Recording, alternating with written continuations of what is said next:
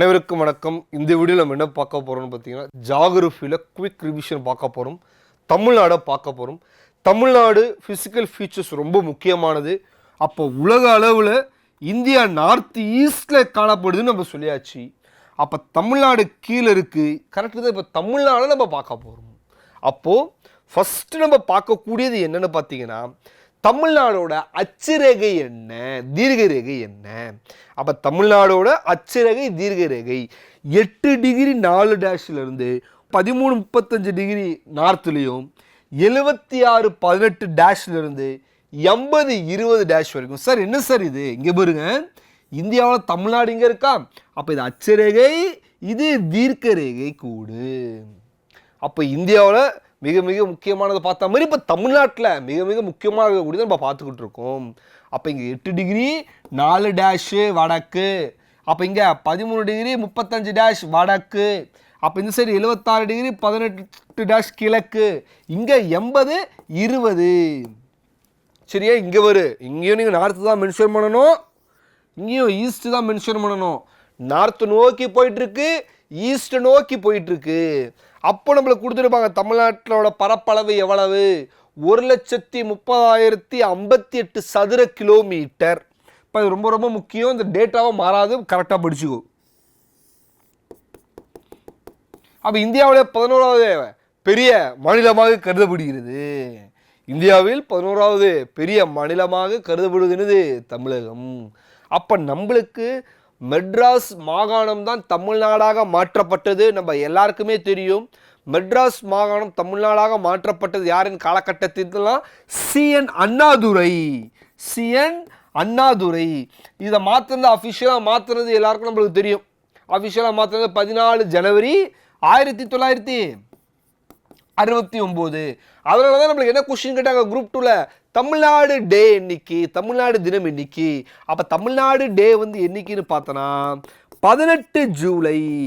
ஏன் சார் 18 ஜூலைனா? அப்போ தான் அண்ணா என்ன பண்ணார்னா, அவையில் என்ன பண்ணார், தமிழ்நாடுன்ற ஒரு விஷயத்தை தீர்மானத்தை கொண்டு நிறைவேற்றப்பட்டது அவையில், அப்போ சட்டப்பேரவையில். அதனால் தமிழ்நாடு தினம் 18 ஜூலை. தமிழ்நாட்டில் நம்மளுக்கு தெரியும், சேரர் சோழர் பாண்டியர்கள்லாம் முழுவதும் என்ன பண்ணார்கள், ஆட்சி பண்ணார்கள். இப்போ தமிழ்நாட்டை பொறுத்த வரைக்கும் பார், நம்ம இந்தியாவை பார்த்தோம். இந்தியாவை பார்க்கும் போது மலை முடிந்தவுடன் சமவெளி முடிந்தவுடன் பீடபூமி, மவுண்டெயின், பிளேன், பிளாட்யூஸ், இந்த 3 பார்த்தோம். ஆனால் தமிழ்நாட்டுக்கு வந்துட்டு அப்படின்னா, மழை முடிஞ்ச உடனே உனக்கு பிளாட்யூஸ் ஏற்படும், அப்புறம் சமவெளி ஏற்படும். தமிழ்நாட்டை பொறுத்தவரை இது இந்தியா, இது தமிழ்நாடு. அப்போ தமிழ்நாட்டில் ஃபர்ஸ்ட் நம்ம மலைகளை தான் பார்க்க போகிறோம். நம்மளுக்கு தெரியும் தமிழ்நாட்டில் இருக்கக்கூடியதில் மிக முக்கியமானது என்னது, மேற்கு தொடர்ச்சி மலை. இது பாருங்க, மேற்கு தொடர்ச்சி மலை. அப்போ மேற்கு தொடர்ச்சி மலை தமிழ்நாட்டில் என்னென்ன மலைகளெல்லாம் காணப்படுது? நீலகிரி. அப்போ ஃபர்ஸ்ட் நம்ம பார்க்கக்கூடியது என்னென்னு பார்த்தோன்னா நீலகிரி மலை. அப்போ நீலகிரி மலையில் நம்மளுக்கு தெரியும் மிக மிக உயரமான சிகரங்கள் காணப்படும். நீலகிரியில் தான் நம்மளுக்கு என்ன இருக்குது, ஹையஸ்ட் பாயிண்ட் துரொட்டபெட்டா இருக்குது. அப்போ இந்த துரொட்டபெட்டா எவ்வளோ மீட்டர்? அப்போ இது கேட்பாங்கப்பா. 2637 மீட்டர் துரொட்டபெட்டா. ஹையஸ்ட் பீக், ரொம்ப ரொம்ப முக்கியமானது, உயரமான சிகரம் என்னது, துரொட்டபெட்டா. இந்த நீலகிரியில தான் தமிழ்நாட்டின் மாநில விலங்கான நீலகிரி வரையாடு என்ன பண்ணுது, காணப்படுகிறது.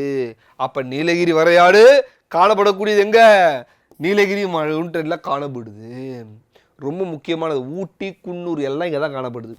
அப்போ நீலகிரி சுற்றி இருக்கக்கூடிய எல்லா பகுதியிலும் என்னெல்லாம் காணப்படுது, அதெல்லாம் நீலகிரி மலை, அவ்வளோதான். அடுத்து பாரு, ஆனமலை. ரொம்ப ரொம்ப முக்கியம். ஆனமலை தமிழ்நாட்டுக்கும் கேரளா நம்மளை குழப்பணும்னு சொல்லி என்ன பண்ணுவாங்க, கர்நாடகா போடுவாங்க. தமிழ்நாட்டுக்கும் கேரளா எல்லைக்கும் காணப்படுவது ஆனமலை. பாலக்காட்டுக்கு சவுத்தில் இருக்கு. அப்போ பாலக்காட்டுக்கு தென்பகுதியில் காணப்படக்கூடியது என்ன?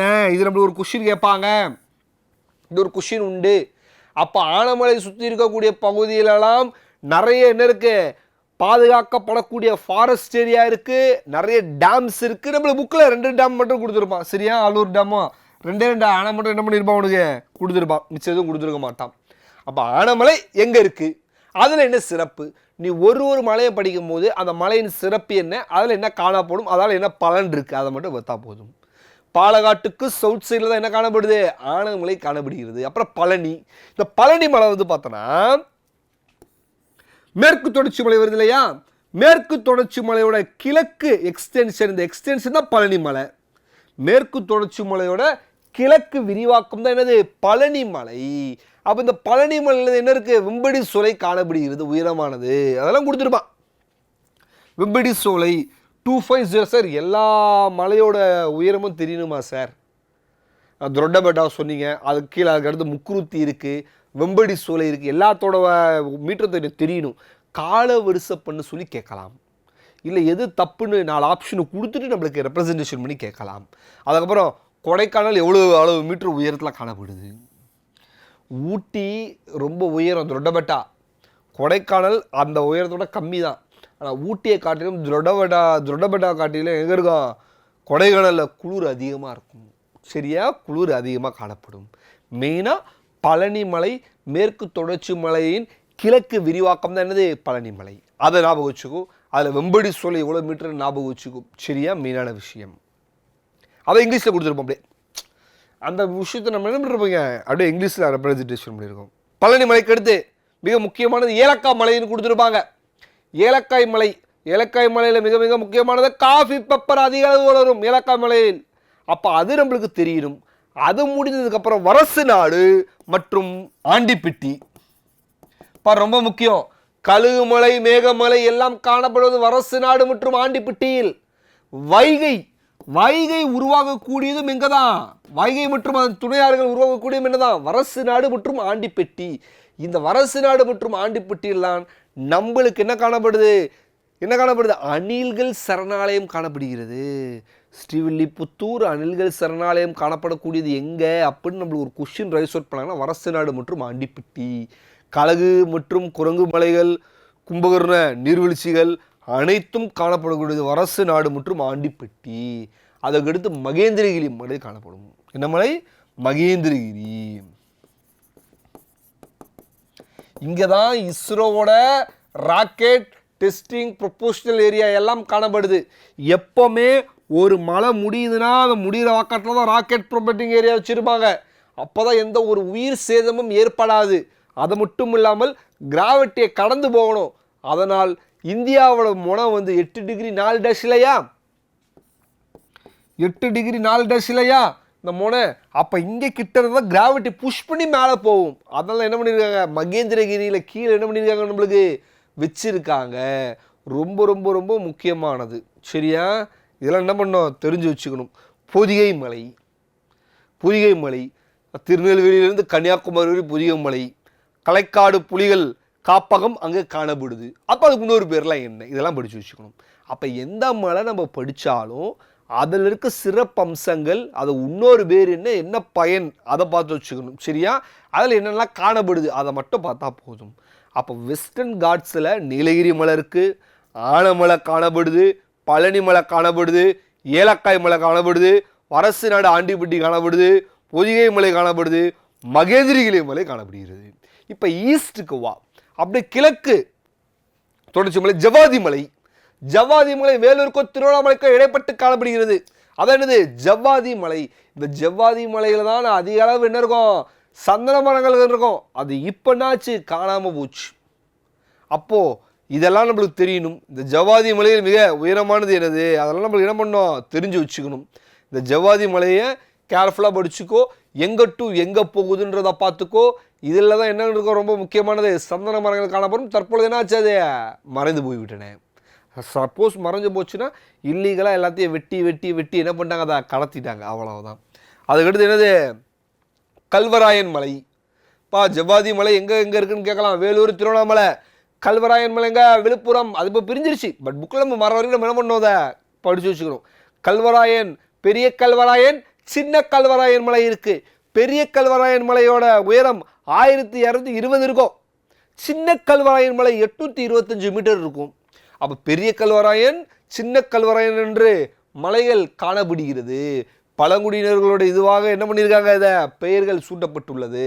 அப்போ இது உங்களுக்கு தெரியணும், விழுப்புரத்தில் இருக்குது. இப்போ மாற்றிட்டாங்க, அது தெரிஞ்சு வச்சுக்கணும். அதுக்கப்புறம் சேர்வராயன் மலை எல்லாருக்கும் தெரியும். செல்வராயன் மலை எங்க இருக்கு? சேலமில் காணப்படுகிறது. சேலமில் காணப்படக்கூடிய மலை செல்வராயன் மலை. சோளக்காடு, அதில் தான் மிக உயரமான கோயில் இருக்கும். அந்த கோயில் தான் டிப்பஸ்ட் பாயிண்ட். அந்த டிப்பஸ்ட் பாயிண்ட் எவ்வளோ இருக்கு? 1623 மீட்டர். செல்வராயன் கோயில், இது முக்கியமானதுயா, இது முக்கியமான பாயிண்ட். செல்வராயன் மலை எங்கே காணப்படுது? சேலம். செல்வராயன் மலையில் மிக உயரமானது அந்த கோவில், மலை மலர்களோட கோவில் 1623 மீட்டர்லாம் காணப்படுகிறது. இது உங்களுக்கு தெரியணும். இதுக்கப்புறம் மெயினாக நம்மளுக்கு என்ன கொடுத்துருப்பாங்க? அடுத்து கொல்லிமலை கொடுத்துருப்பான். கொல்லிமலை, கொல்லிமலை எங்க இருக்கு? நாமக்கல். நாமக்கல்ல கொல்லிமலை காணப்படுது. இங்க பச்சை பசேல்னு காணப்படும். இங்க காஃபியும் பழங்களும் ஃப்ரூட்ஸும் அதிக அளவு என்ன பண்றாங்க? அந்த கொல்லிமலையில் என்ன பண்றாங்க? காணப்படுகிறது. அதுக்கு அடுத்து பச்சை மலை. பச்சை மலை பேர்லேயே இருக்கு, எப்படி இருக்கும்? பச்சை பசேல்னு இருக்கும். பச்சை மலையில தான் அதிக அளவு பலாப்பழம், ஜாக் ஃப்ரூட் என்ன பண்றாங்க? விளைய வைக்கிறாங்க. அப்போ ஒரு விஷயம் நம்மளுக்கு காணப்படுதுன்னா அதை முழுமையாக நம்ம என்ன பண்ணணும்? தெரிஞ்சுக்கணும். ஒரு 5 பாயிண்ட் மிக முக்கியமாக அதை மட்டும் எடுத்துக்கோ. நான் சொல்லிட்டேன், தமிழ்நாடு பார்த்துக்கிட்டு இருக்கோம். மழை முடிஞ்சோடனே என்ன வரும்? நம்மளுக்கு பிளாட்யூஸ் வந்துடும், பீடபூமி வந்துடும். அப்போ இங்கே காணப்படக்கூடிய பீடபூமி கோயம்புத்தூர் பீடபூமி மெயினானது. கோயம்புத்தூர் பீடபூமி, மதுரை பீடபூமி. கோயம்புத்தூர் பீடபூமி நீலகிரிக்கும் தருமபுரிக்கும் இடைப்பட்டு காணப்படுகிறது. நீலகிரி காணப்படும், இங்கே கோயம்புத்தூர் காணப்படும், இங்கே தருமபுரி காணப்படும். அப்போ நீலகிரிக்கும் இதுக்கும் இடைப்பட்டு காணப்படுவது என்னது? கோயம்புத்தூர் பீடபூமின்னு கொடுத்துருப்பான். சரியா? அதுக்கப்புறம் அந்த சைடில் இருக்கக்கூடியது என்னது? இங்கே பார், ரொம்ப முக்கியமானது. இங்கே பார், Baramahal plateau, Mysore plateau, அது ஒரு அங்கம். இதில் மிக முக்கியமான 6 ஒன்று கொடுத்துருப்பான். கோயம்புத்தூர் பீடபூமியும் மைசூர் பீடபூமியும் பிரிக்கக்கூடிய மிக முக்கியமான என்ன? மேயர் ஆறு. இங்கே கொடுத்துருப்பாங்க தமிழ் துபர் முயர் ஆறு. சரியா? மிக முக்கியமான விஷயம், இந்த 6 தெரிஞ்சு வச்சுக்கோ. சரியா? மைசூர் பீடபூமியும் இதுவும் பிரிக்கக்கூடியது. கோயம்புத்தூர் பீடபூமி நீலகிரி மற்றும் தருமபுரிக்கு இடைப்பட்டு காணப்படுகிறது, அதுவும் தெரிஞ்சு வச்சுக்கோ. அப்போ மழை முடிகிறது என்றால் மழை முடிந்தவுடன் தமிழகத்தில் இருப்பது பீடபூமி மெயினாக காணப்படுவது கோயம்புத்தூர் பீடபூமி. அதுக்கடுத்து மதுரை பீடபூமி, அது ரொம்ப காணப்படும். நீலகிரி பீடபூமி நம்மளுக்கு ரொம்ப முக்கியமானது. சரி, மழை பார்த்தாச்சு, பீடபூமி பார்த்தாச்சு. அடுத்து தமிழகத்தில் என்னது? சமவெளி. அப்போது சமவெளியில் ஏற்படக்கூடிய இனத்தை பார்க்கணும். என்னென்னலாம் ஆறுகள் போகுது, சமவெளி என்னெல்லாம் ஓடுது? காவேரி ஓடுதா? அப்போ காவேரியை பார்க்கணும்.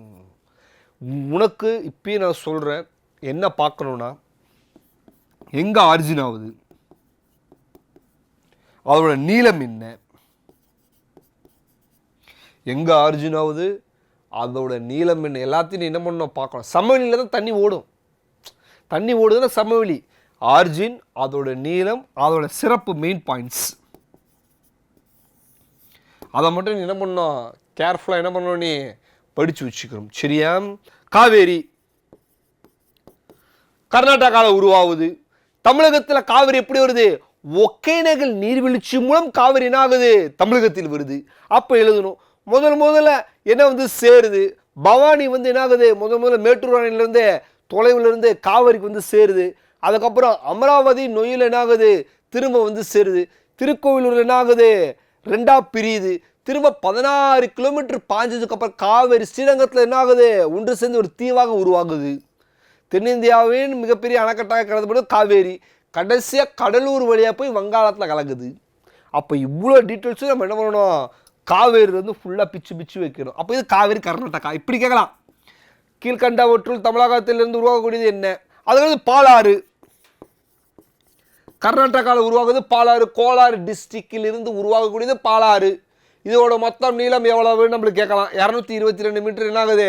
தமிழகத்தில் போகுது. அது நம்மளுக்கு என்ன பண்ணலாம்? கொஷினாக ரைஸ் அவுட் பண்ணலாம். அப்போது என்ன, எங்கே உருவாகுது, எவ்வளோ அளவுக்கு நீளம் இருக்குன்றது நம்ம தெரிஞ்சு வச்சுக்கணும். புரியுதா? அப்போ இது என்னது? கர்நாடகாவில் உருவாகுது.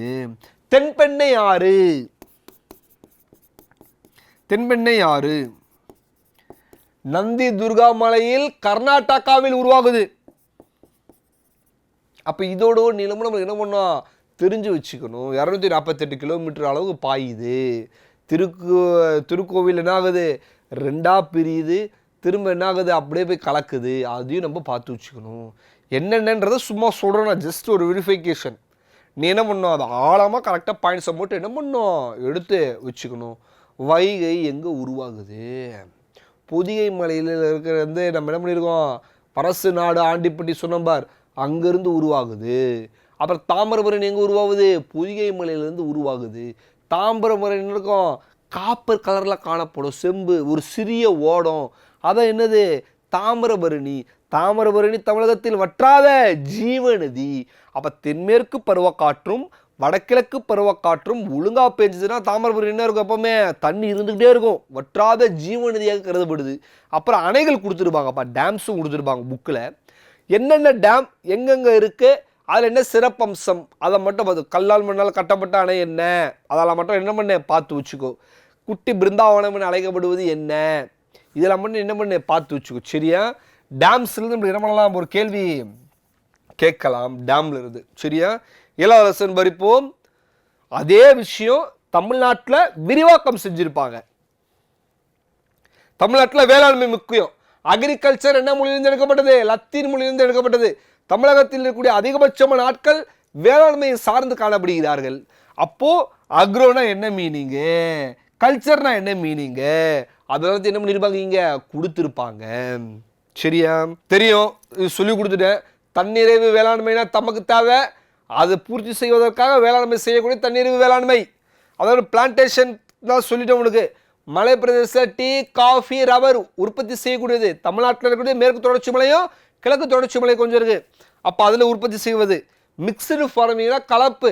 அப்போ ஒரு சைடு என்ன பண்ணுவாங்க, ஒரு சைடில் விவசாயம் பார்க்கலாம், ஒரு சைடில் மீன் பிடிக்கலாம், இன்னொரு சைடு கால்நடை வளர்க்கலாம். இது எல்லாம் கலப்பு, எல்லாமே தமிழகத்தில் காணப்படுகிறது. அப்போ அடுத்து நம்ம என்ன பண்ணணும்னா, விவசாயம் பண்ணுறாங்களே அந்த விவசாயத்துக்கான பயிர்கள்லாம் என்னென்னலாம் காணப்படுகிறது. மெயினாக தண்ணி தேவை. தண்ணி எவ்வளோ சதவீதம் காணப்படுது, ஜென்ரலாக நம்ம தமிழ்நாட்டில் எவ்வளோ சதவீதம் காணப்படுது, 4% லேண்டியா, 6% மக்கள் தொகையா, இது நல்லா தெரிஞ்சுக்கையா. 2.5% வாட்டர் ரிசோர்ஸஸ், இது தெரிஞ்சுக்கும். லேண்ட் ஏரியா 4%, மக்கள் தொகை 6%, தண்ணி மட்டும் பாரு 2.5%. இதை மட்டும் தெரிஞ்சு வச்சுக்கோ. இங்கே ஒரு என்னென்ன பயிர்களெல்லாம் காணப்படுதுன்னு பார்த்துக்கணும் நீ.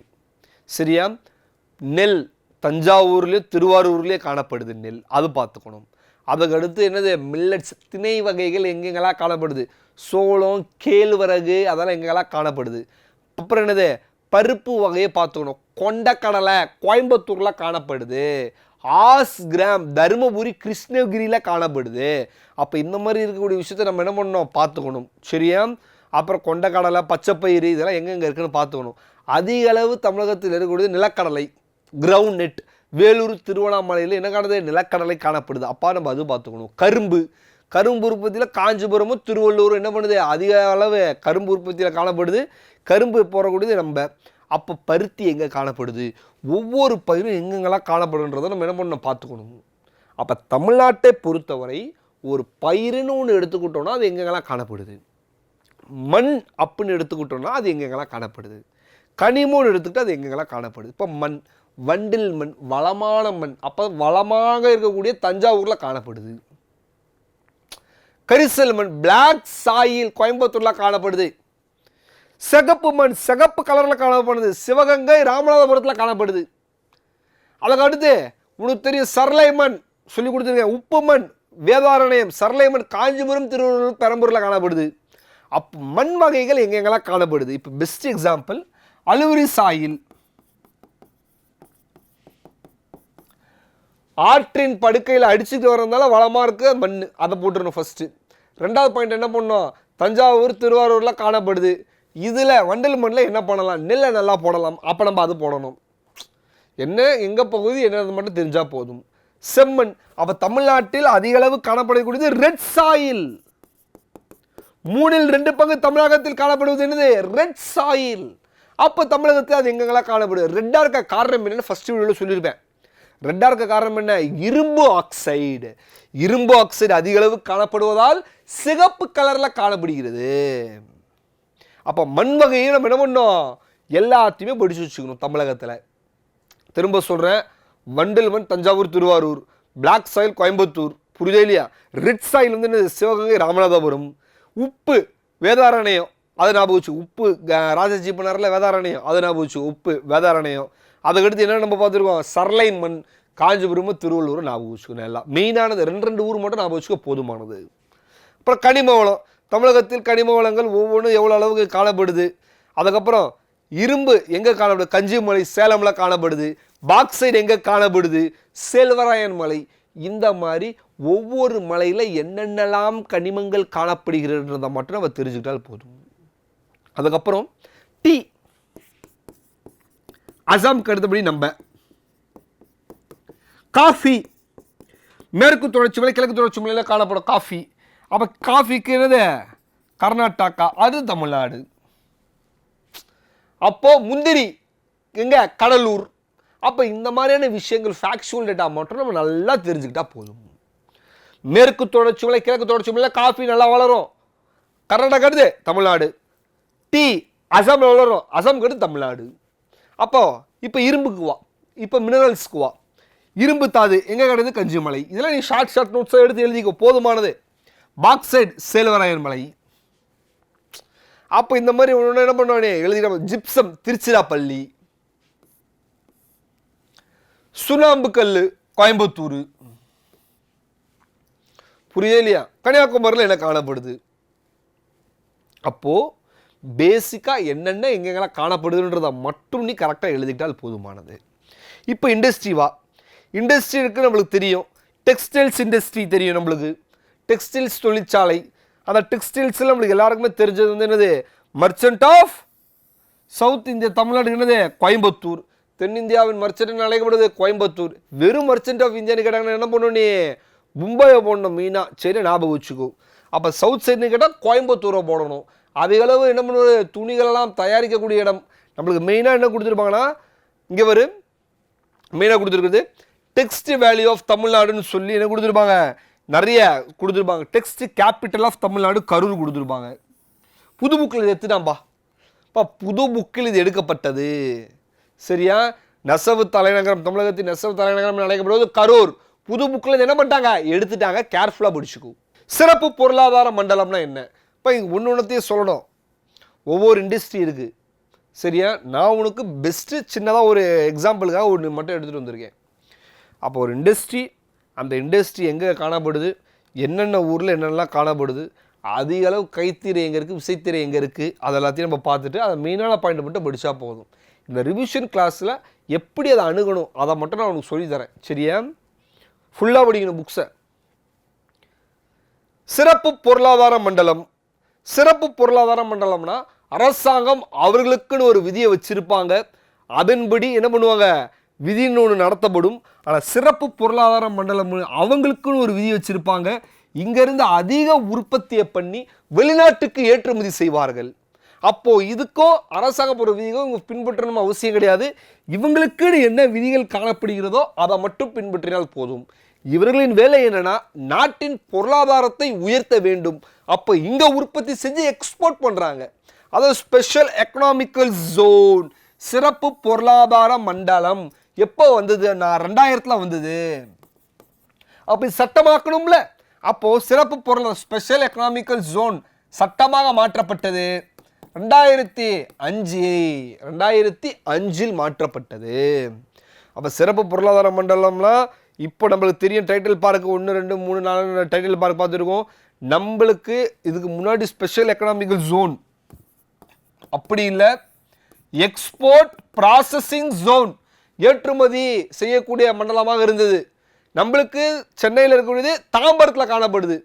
மெட்ராஸ் எக்ஸ்போர்ட் ப்ராசஸிங் ஜோன் தாம்பரத்தில் காணப்படுது. 1900 தாம்பரத்தில் உருவாக்கப்படுது. 1984 படிக்கும் போது இப்படி சேர்த்து படிச்சுக்கணும்.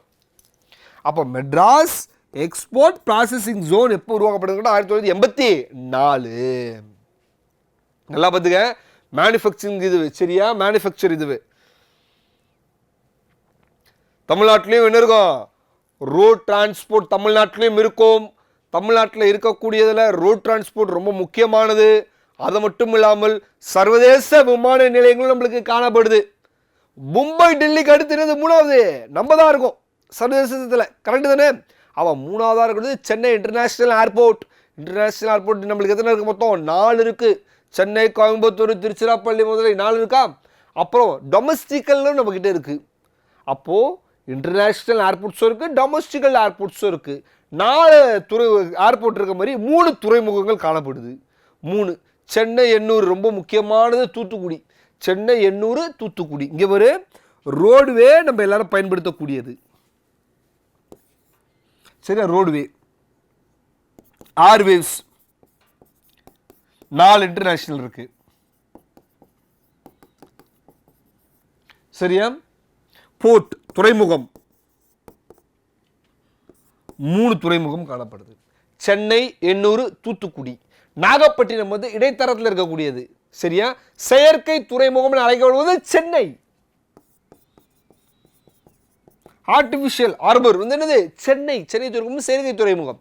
அப்போ நம்ம படிக்கிறோம் என்னென்னலாம் எங்கெங்கெல்லாம் இருக்குன்னு பார்க்குறோம். மும்பைக்கும் டெல்லிக்கும் அடுத்தபடியாக இருப்பது சென்னை விமான நிலையம், அதெல்லாம் பார்க்குறோம். மொத்தம் 3 துறைமுகம் இருக்கு, நம்ம அதை பார்க்குறோம். தகவல் தொடர்பு ஒரு வாட்டியும் நம்மளுக்கு தகவல் தொடர்பு ரொம்ப முக்கியம்.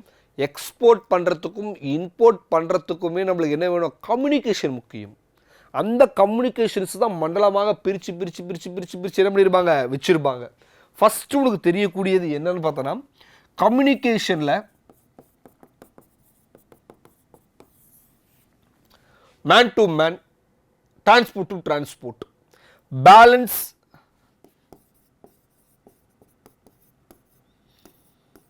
இப்போ இங்கே பாரு, பேலன்ஸ் ஆஃப்